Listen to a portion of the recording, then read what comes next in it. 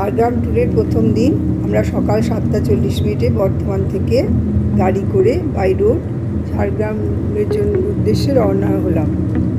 আমরা ডানকুনি, কোলাঘাট, খড়গপুর হয়ে প্রায় 5 ঘন্টা পর দুপুর 1টা নাগাদ ঝাড়গ্রাম রাজবাড়ি ট্যুরিস্ট কমপ্লেক্সে এসে পৌঁছাই। ট্যুরিস্ট কমপ্লেক্সের উল্টো দিকে আছে আর একটা আনেক্সা কমপ্লেক্স, এখানেও অনেক কটেজ আছে। বাঁদিকে রয়েছে এটা ঝাড়গ্রাম ট্যুরিস্ট কমপ্লেক্সের মেন বিল্ডিং, এটা হচ্ছে রিসেপশন হল। রিসেপশন হলটা বেশ বড়, সুন্দর করে সাজানো এবং এদের আতিথেয়তা খুব সুন্দর। আপনি যাওয়ার সঙ্গে সঙ্গে ওরা শরবত দিয়ে আতিথেয়তা করবে। আমাদের বাড়তি পাওনা হচ্ছে ছোট্ট বাচ্চা মেয়ে, মিষ্টি মেয়ে। এই রিসেপশন হলটি খুব সুন্দর। এখানে রয়েছে একটা অ্যাকোরিয়ামে বিভিন্ন রঙের মাছ রয়েছে। রিসেপশনের পাশের দরজা দিয়ে যাওয়া যাবে ডাইনিং হলটা খুব বড়। ডাইনিং হলের সঙ্গেই আছে কিচেন।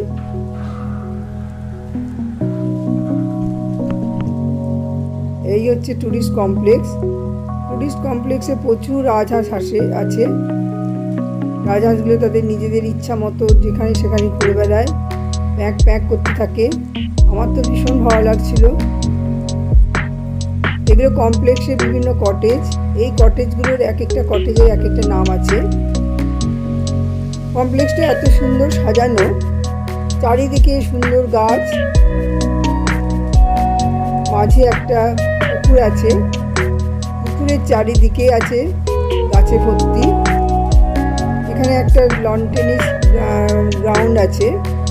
লন টেনিস গ্রাউন্ডের পাশেই আছে আমাদের ওয়েস্ট বেঙ্গল গভর্নমেন্টের চিফ মিনিস্টারের থাকার কটেজ। আর এই কটেজটায় একটু পরেই বাঁদিকে দেখা যাবে।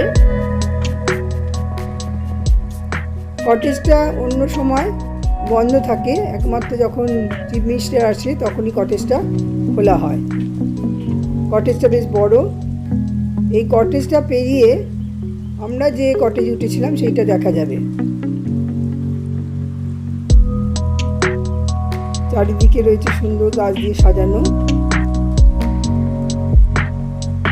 রাস্তাটা পরিষ্কার পরিচ্ছন্ন। এইবার আমরা আমাদের কটেজের কাছে চলে এসেছি। সারাদিন এখানে পাখিরা সারাদিন কিচিরমিচির করতে থাকে। এটা হচ্ছে আমাদের কটেজ। প্রথমেই রয়েছে বিশাল একটা বেডরুমটা খুব সুন্দর সাজানো, বড় সোফা। বেডরুমে লাগোয়া রয়েছে একটা ব্যালকনি। দেখা যাচ্ছে ব্যালকনিতে কি রয়েছে, দুটো সোফা আছে, একটা বড় টেবিল আছে। এখানে বসে চা কফি খাওয়া যাবে। তারপর এই জানলা দিয়ে প্রাকৃতিক দৃশ্য দেখতে ভালো লাগবে। এই বেডরুমে রয়েছে সুন্দর জিনিসপত্র রাখার ব্যবস্থা, একটা ছোট্ট ফ্রিজ, চায়ের সরঞ্জাম, লাগোয়া ড্রেসিং রুমের পরে আর একটা রুম আছে, সেই রুমে একটা বড় ওয়ার্ড্রপ আছে। বেডরুমটা সুন্দর পর্দা দিয়ে সাজানো, আর বেডরুম আর ব্যালকনির মাঝে বিশাল পর্দা দিয়ে ভাগ করা আছে। এটা ট্যুরিস্ট কমপ্লেক্সের মেন বিল্ডিং। এই মেন বিল্ডিংয়ের তলাতে আছে রিসেপশন এবং ডাইনিং হল। ওপরের রুম আছে, এই রুমগুলোতেও থাকার ব্যবস্থা আছে। ছোট্ট একটা ব্রিজ রয়েছে, ব্রিজের তলায় জল থাকে, কিন্তু শীতকালে এরা জল রাখে না এবং জলের মধ্যে কোনো মাছও ছাড়ে না, কারণ এখানে সমস্ত মিলগুলো চলে। মিলের ছায়ের জন্য বাতাস এত দূষিত হয় যে মাছেদের বাঁচিয়ে রাখা সম্ভব হয় না। তবে বর্ষাকালে এলে আপনি এই জলের মধ্যে মাছ দেখতে পাবেন। এগুলো এক একটা কটেজ। আর এখানে এদের নিজস্ব বাগান আছে। বাগানে বেগুন, টমেটো, ফুলকপি, বাঁধাকপি এ সমস্ত চাষ হয়। প্রচুর গাছ আছে। পুকুর রয়েছে, পুকুরের চারদিকে 4টে ঘাট আছে। আর এই ঘাট থেকে দূরে ওই যে খড়ের ছাউনি দেওয়া কাঠের জায়গাটাতে এখন আপাতত যাওয়া যায় না, কারণ এটা ভগ্ন অবস্থায় পড়ে আছে। পুকুরের চারদিকেই পরিষ্কার পরিচ্ছন্ন রাস্তা। এই রাস্তা দিয়ে সুন্দর করে সকালবেলা হাঁটা যাবে। এটা বাচ্চাদের একটা পার্ক। বাচ্চাদের এলেও এখানে ভীষণ ভালো লাগবে। পার্কে তারা নিজেদের মতন করে খেলাধুলো করতে পারবে। আর সকালবেলায় ঘাটে বসে সূর্যোদয় দেখতে ভীষণ ভালো লাগবে। তাছাড়া সন্ধ্যেবেলাতেও সূর্যাস্ত দেখার মজাটাই আলাদা। এটা হচ্ছে সূর্যোদয়ের সময়কার ছবি। অপূর্ব দৃশ্য। এগুলো হচ্ছে এমুই পাখি। আমরা অনেকক্ষণ ধরে দাঁড়িয়ে দাঁড়িয়ে এমুই পাখিদের কীর্তিকলাপ দেখছিলাম। কখনো কখনো খুঁটে খুঁটে খাবার খাচ্ছে, আবার কখনো তারা নিজেদের পাখনা মেলে নৃত্য যেন আমাদের দেখাচ্ছে।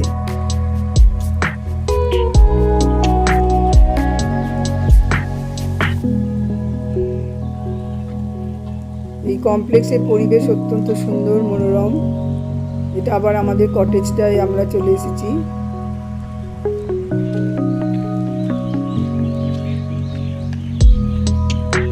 রাস্তা দিয়ে হাঁটতে ভীষণ ভালো লাগবে, কারণ পাখির ডাকগুলো এত ভালো লাগে। এটা হচ্ছে ঝাড়গ্রাম রাজবাড়ির প্রথম গেট। এখানে সাধারণ পর্যটকরা ঢুকতে পারে না। গেটের কাছে একজন সিকিউরিটি আছে। আপনার যদি ঝাড়গ্রাম রাজবাড়ির ফটো তুলতে ইচ্ছা করে, তবে সিকিউরিটি অনুমতি দিলে আপনি তবেই প্রথম গেটটাতে প্রবেশ করতে পারবেন। এই ঝাড়গ্রাম রাজবাড়িতে এখন রাজার বংশধররা থাকে। ঝাড়গ্রাম রাজবাড়ির এক অংশে ভাড়া পর্যটকদের জন্য ভাড়া দেওয়া হয়, তবে সেখানে এই রুমগুলো থাকতে গেলে আপনাকে আগে থেকে বুক করে আসতে হবে। আমরা দুপুরে খাওয়া দাওয়া করে ঝাড়গ্রামের সাইট সিন দেখতে বেরিয়েছিলাম। এটা হচ্ছে সাবিত্রী মন্দির। খুব সুন্দর, নিরিবিলি। এখানে খানিকক্ষণ বসে সময় কাটাতে খুবই ভালো লাগবে। প্রতিদিন এখানে পুজো হয়, হোম হয়।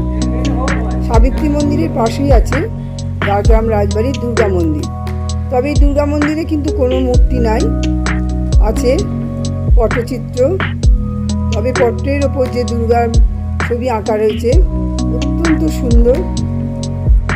এখানেও প্রতিদিন পুজো হয়। দুর্গা পুজোর সময় 4 দিন মহাসমারোহে পুজো হয়।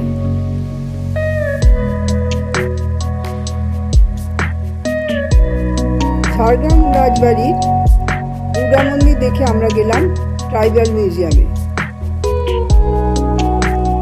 এই ট্রাইবাল মিউজিয়ামের ভেতরে আমরা তাদের ব্যবহৃত জিনিসপত্র, অস্ত্র দেখতে পাবো।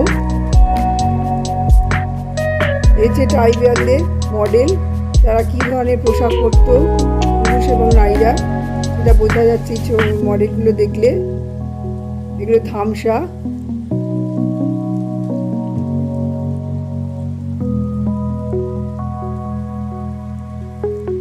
দেয়ালে বিভিন্ন রকম ছবি আঁকা আছে। ট্রাইবালদের মডেল নৃত্যের ভঙ্গিতে। এখানে একটা পুরুষ ট্রাইবালের মডেল রয়েছে, যারা সে মাদল বাজাচ্ছে এবং তারা মেয়েরা যেন তখন নৃত্য পরিবেশন করছে।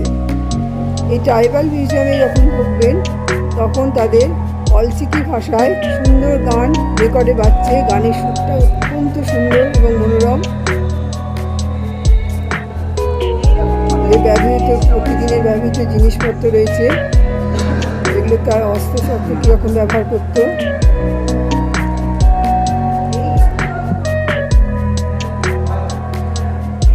এরকম ঝুড়ি।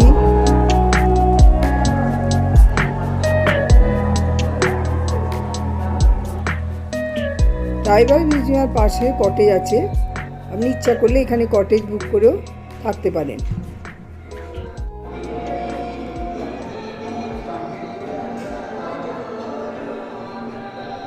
এই ধরনের মুখোশগুলো তারা ব্যবহার করত। ব্যবহৃত খাটিয়া রয়েছে। খাটিয়াটা যে দড়ি দিয়ে তৈরি, সেই দড়িটি আবার সেবাই নামক একরকম ঘাস দিয়ে তৈরি।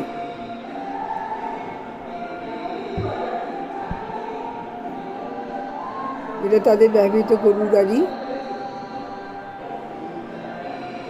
তখন গরুর গাড়ি কেমন ছিল আমরা দেখতে পেলাম। এখানে তারা কী ধরনের গয়নাগাটি ব্যবহার করতো তা আমরা দেখতে পাচ্ছি।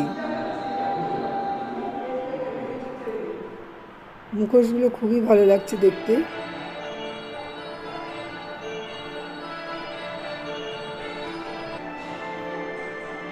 বিভিন্ন ছবি আঁকা রয়েছে।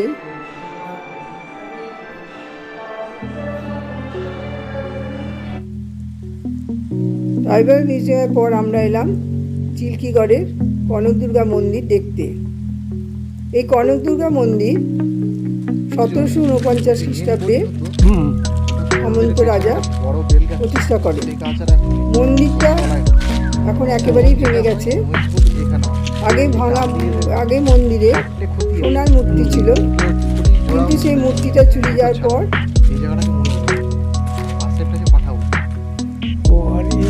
মূল মন্দির প্রতিষ্ঠা করে সেখানে অষ্টধাতুর মূর্তি প্রতিষ্ঠা করেন।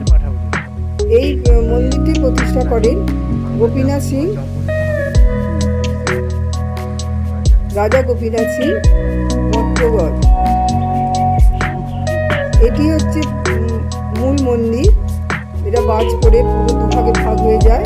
এখন সেখানে বিষ্ণু দেবীর মন্দির তৈরি হয়েছে। কনক দুর্গা মন্দিরে আগে যে জায়গাটা আছে সেখানে বলি দেওয়া হয়। মানে অষ্টমীর সময়, নবমীর দিন, ভুল করে বলছি, এটা নবমীর দিন ছাগল এবং মহিষ বলি দেওয়া হয়। এত বলি দেওয়া হয় যে সামনের প্রাঙ্গণ পুরো রক্তে ভর্তি হয়ে যায়। কনক দুর্গা মন্দিরের পাশে রয়েছে ডুলুং নদী। এই নদীটার নাম হচ্ছে ডুলুং নদী। ডুলুং নদীটা আগে কনক দুর্গা মন্দিরে গা ঘেঁষে ছিল, এখন অনেক দূরে সরে গেছে। শীতকাল বলে এখন জল অনেক কম। এটা একটা চিল্কিগড়ের রাজবাড়ি, ভগ্ন অবস্থা রয়েছে এখন। সামনে বিশাল প্রাঙ্গণ, দূরে একটা বট গাছ দেখা যাচ্ছে।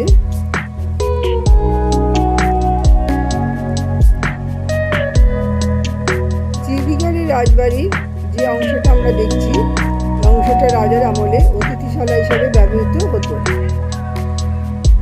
বর্তমানে এটা পশ্চিমবঙ্গ সরকারের শিশু কল্যাণ দপ্তরের অফিস হিসাবে ব্যবহৃত হয়।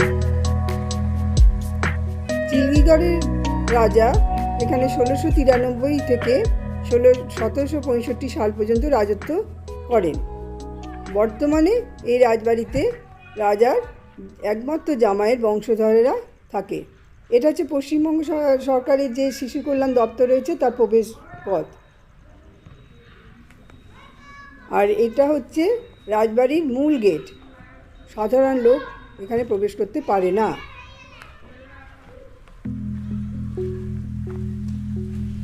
চিল্কিগড়ের রাজবাড়ি প্রায় ভেঙে যাওয়ার মতো অবস্থা। এই বট গাছের পাশেই আছে একটা বড় শিব মন্দির।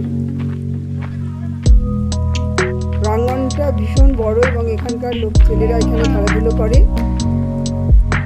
এই যে শিব মন্দির দেখা যাচ্ছে। দূরে রয়েছে গায়ত্রী মন্দির। গায়ত্রী মন্দির একেবারেই ভেঙে গেছে, এখানে পুজো হয় না। তবে আমরা দূরে যে মন্দিরটা দেখছি সেটা হচ্ছে কালাচাঁদ মন্দির। এই কালাচাঁদ মন্দিরে আছে জগন্নাথ দেবের মূর্তি আর রাধাকৃষ্ণের মূর্তি। এখানেও প্রতিদিন পুজো হয়। তবে আমরা যখন গেছিলাম দেরি হয়ে যাওয়ার জন্য গেট বন্ধ ছিল। এখন যে অংশটা দেখছি সেটা হচ্ছে রাজবাড়ির কর্মচারীদের থাকার ঘর। ঘরগুলো ভাঙা মতো অবস্থা, অত্যন্ত নোংরা। এইখানে দুর্গেশগড়ের গুপ্তধনের শুটিং হয়েছিল।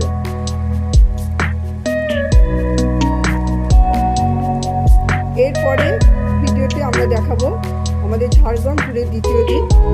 আশা করি আপনাদের এই ভিডিওটা ভালো লেগেছে। যদি ভালো লাগে তাহলে একটু শেয়ার করবেন, আমার ভালো লাগবে তাহলে।